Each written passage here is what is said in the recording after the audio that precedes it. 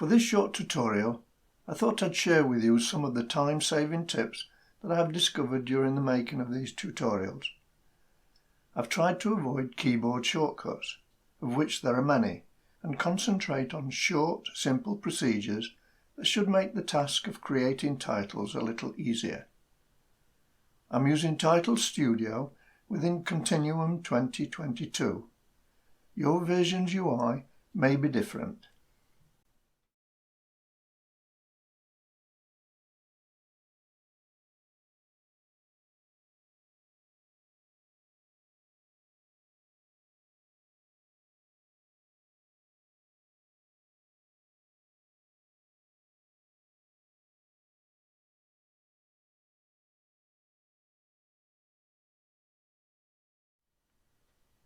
To move the CTI to a specific time on the timeline, you can drag it with your mouse.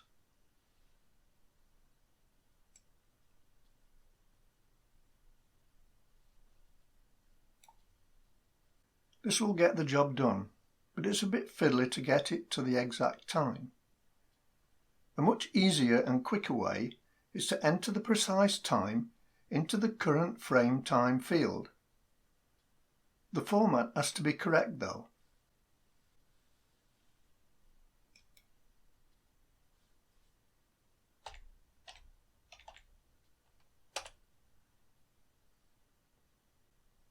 Always include trailing zeros if the time exceeds the second, minute or hour boundaries. There's no need to include leading zeros. For example, enter 1200 for 12 seconds, 5 for 5 frames, 100 for 1 second.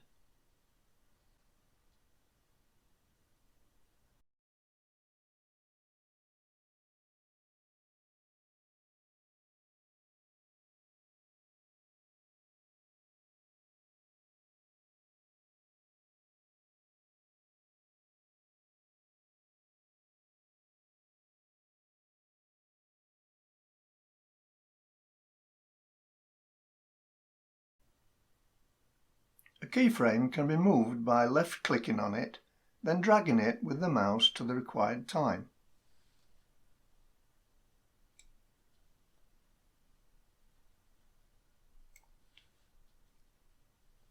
A more accurate way, when the keyframe is selected, is to enter the time where it is to be moved into the selected keyframe time field.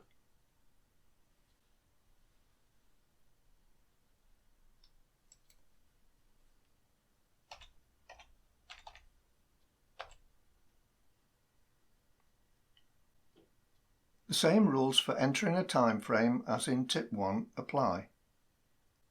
By the way, you'll notice that in the case of the selected keyframe field, the time format remains in the format it was entered. Don't worry about this, it will change into the correct format when another keyframe is created.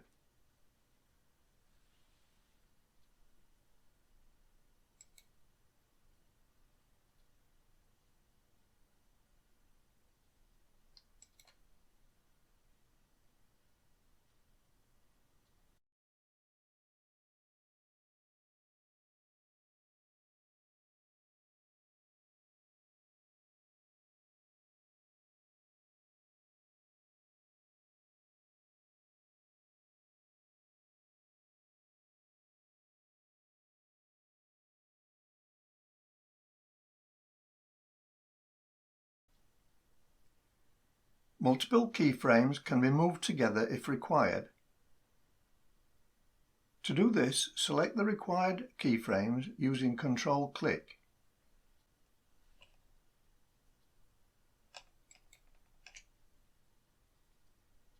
The selected keyframes will turn red. Then left-click on one of them and hold. Drag them to the desired time.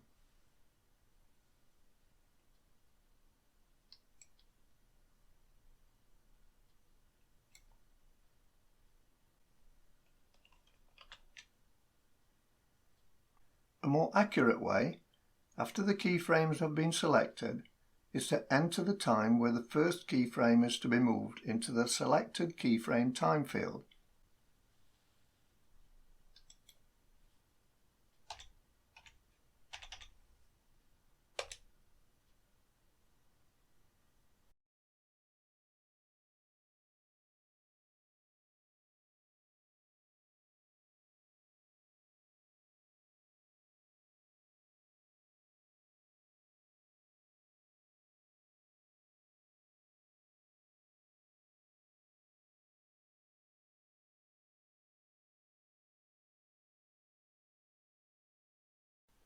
Multiple keyframes can be copied if required.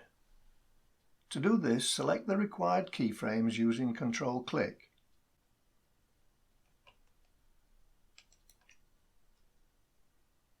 The selected keyframes will turn red, then press Ctrl-C. Place the CTI at the desired frame time, then press Ctrl-V.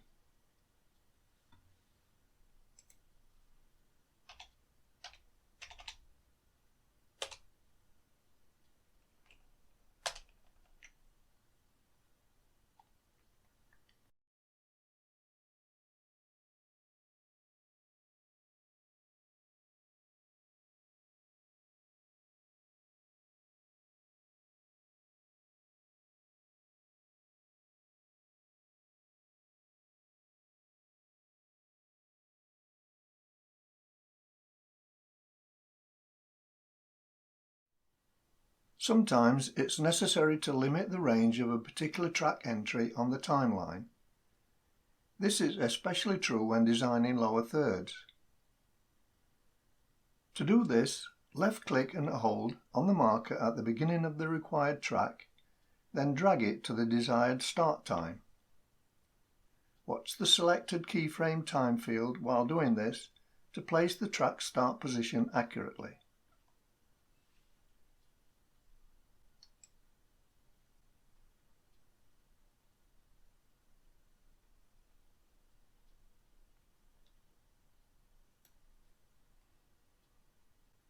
Left-click and hold on the marker at the end of the required track, then drag the marker to the desired end time.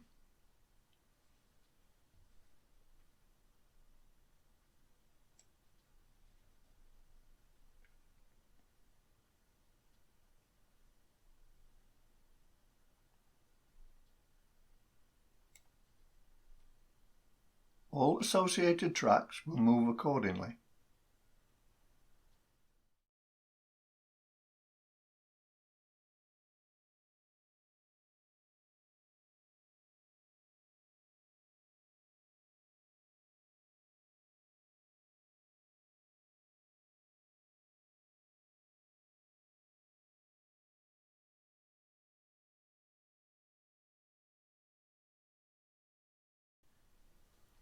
Sometimes it's necessary to select all the cusps in a spline object. To do this, first select the spline object track entry, then select the pen tool. Hover the mouse pointer over any of the spline segments. When the segments turn yellow, hold Shift down and left click.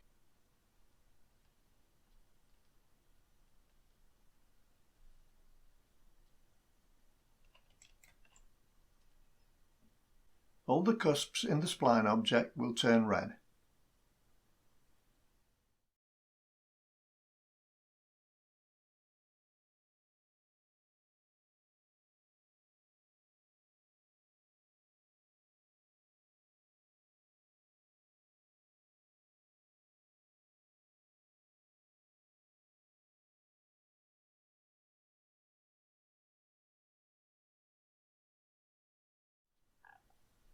To select multiple individual cusps in a spline object, first select the spline object track entry, then the pen tool. Hold Shift or Control down and left-click the required cusps.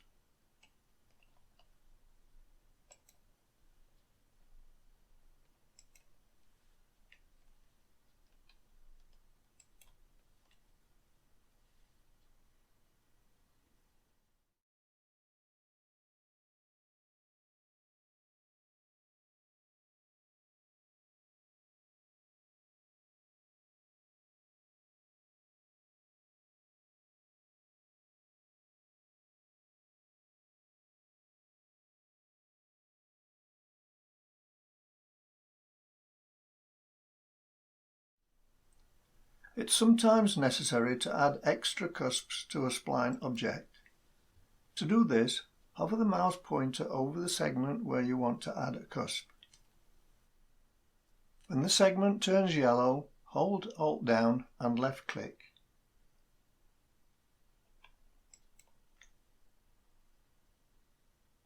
This will add a smooth point rather than a cusp. If you want a cusp, press the keyboard shortcut U and it will change to a cusp.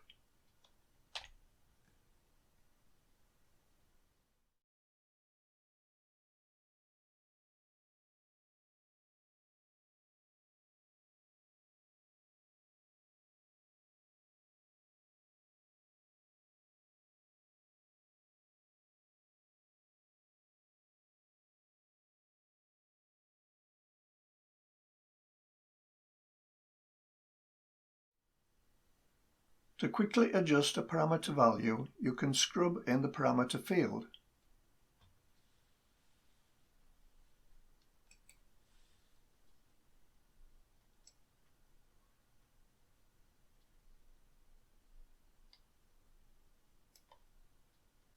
This is quite a coarse adjustment though. If you hold the Alt key down while scrubbing parameter values, you can achieve a finer adjustment.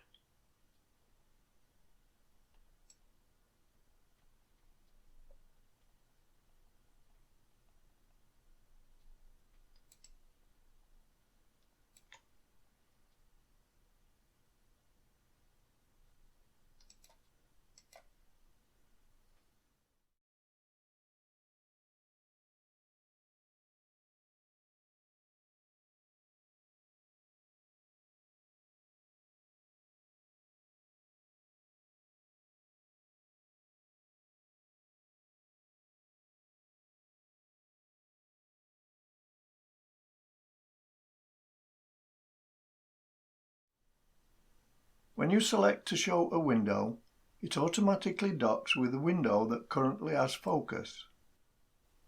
A window that currently has focus has a thin yellow border.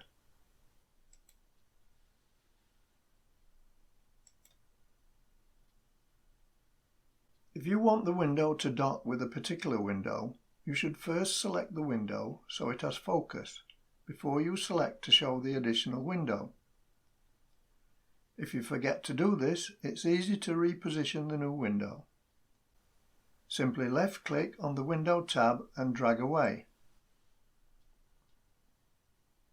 You'll see a No Entry sign at the mouse pointer. Drag this to the Window tab which you want to dock with.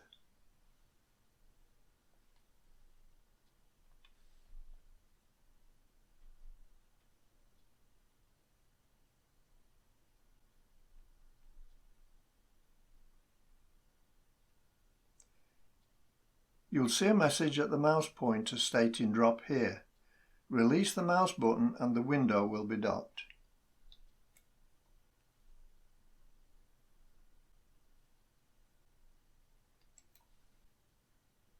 Okay, so that's 10 that I can think of for now. No doubt there are others that I've forgotten or haven't discovered yet. Thanks for watching this brief respite from the heavy stuff. I'll continue to dig into the workings of Title Studio in my next tutorial. In the meantime, if you haven't subscribed, please consider doing so. Until the next time, bye for now.